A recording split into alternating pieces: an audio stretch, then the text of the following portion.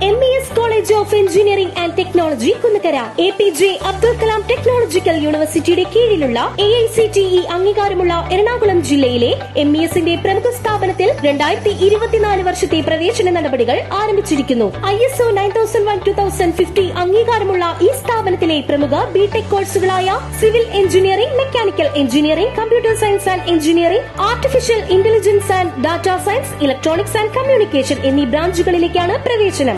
വിദ്യാർത്ഥികൾക്ക് college bus ഉപയോഗം തികച്ചും സൗജന്യമായിരിക്കും. MES മാനേജ്മെന്റിന്റെ കീഴിലായതിനാൽ വളരെയധികം ക്യാമ്പസ് റിക്രൂട്ട്മെന്റ് നടക്കുന്നു. സാമ്പത്തികമായി പിന്നോക്കം നിൽക്കുന്ന പെൺകുട്ടികൾക്ക് ഹോസ്റ്റൽ താമസവും ഭക്ഷണം തികച്ചും സൗജന്യം. ഉയർന്ന മാർക്കുള്ള വിദ്യാർത്ഥികൾക്ക് MES സ്കോളർഷിപ്പുകൾ നൽകുന്നു. അഡ്മിഷന് വേണ്ടി ബന്ധപ്പെടേണ്ട നമ്പറുകൾ: ഫോൺ 944 77 816111 8089921675.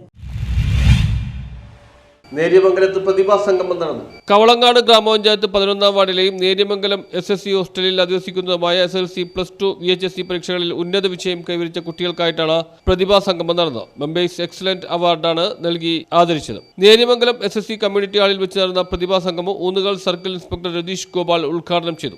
2023-24 വർഷത്തെ SLCക്ക് +1 ഉന്നത വിജയം നേടിയവർക്കുള്ള അവാർഡുദാനമാണ് ഇവിടെ നടക്കുന്നത്.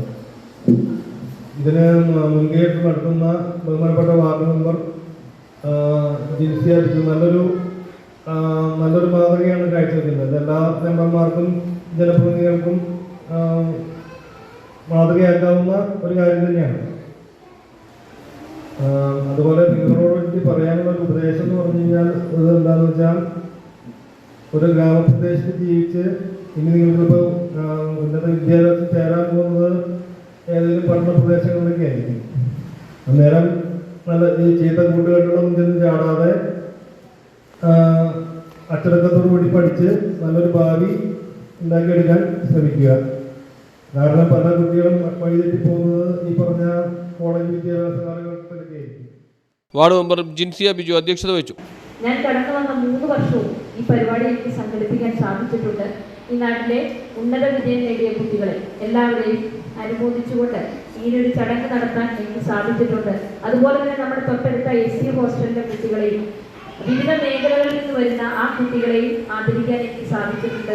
വളരെയധികം എനിക്ക് സന്തോഷമുണ്ട്. നമ്മളെ സംബന്ധിച്ച് നമ്മുടെ നേര്യമംഗലവും അതുപോലെ തന്നെ നമ്മുടെ റഫീഖയെയും ഞാൻ ഈ യോഗത്തിലോട്ട് സ്വാഗതം ചെയ്യുകയാണ്. അതുപോലെ നമ്മുടെ നേര്യമംഗലത്തും സമീപ പ്രദേശത്തുള്ളവരെ നമുക്കറിയാം, ഏറെ സാധാരണക്കാരാണ്. അന്നന്ന് കൂലിവേല ചെയ്ത് അന്നം തേടി ജീവിക്കുന്ന ആളുകളാണ്. അതുപോലെ തന്നെ ആദിവാസി സമൂഹം ഉൾപ്പെടെയുള്ള സാമ്പത്തികമായി ഏറെ പിന്നോക്കം നിൽക്കുന്ന കുട്ടികൾ അടങ്ങുന്ന ഒരു പ്രദേശമാണ് നമ്മുടെ നേര്യമംഗലം. അപ്പോൾ ഈ നേര്യമംഗലത്ത് ഇത്തരത്തിലുള്ള കുട്ടികൾ ഉന്നത വിജയം നേടി നാളെയുടെ ഭാവി വാഗ്ദാനങ്ങളായി തീരുന്നതിൽ നമുക്ക് എല്ലാവർക്കും അഭിമാനിക്കാം എന്ന് മാത്രമാണ് എനിക്ക് ഈ അവസരത്തിൽ പറയാനുള്ളത്. കാരണം നമുക്കറിയാം, വിദ്യാഭ്യാസമാണ് ഏത് മേഖലയും. എവിടെ ചെന്നാലും വിദ്യാഭ്യാസം ഉണ്ടെങ്കിൽ മാത്രമാണ് നമുക്ക് തിളങ്ങാൻ സാധിക്കുകയുള്ളൂ എന്നുള്ള കാര്യത്തിൽ യാതൊരു തർക്കവുമില്ല. വിദ്യാസമ്പന്നമായ ജനത എന്ന് പറയുന്ന രാജ്യത്തിന്റെ മുതൽക്കൂട്ടാണ്. സാക്ഷരത എന്നുള്ളത് സാമ്പത്തികവും സാമൂഹികവും രാഷ്ട്രീയവുമായ എല്ലാ വളർച്ചയ്ക്കും അനിവാര്യമാണ്.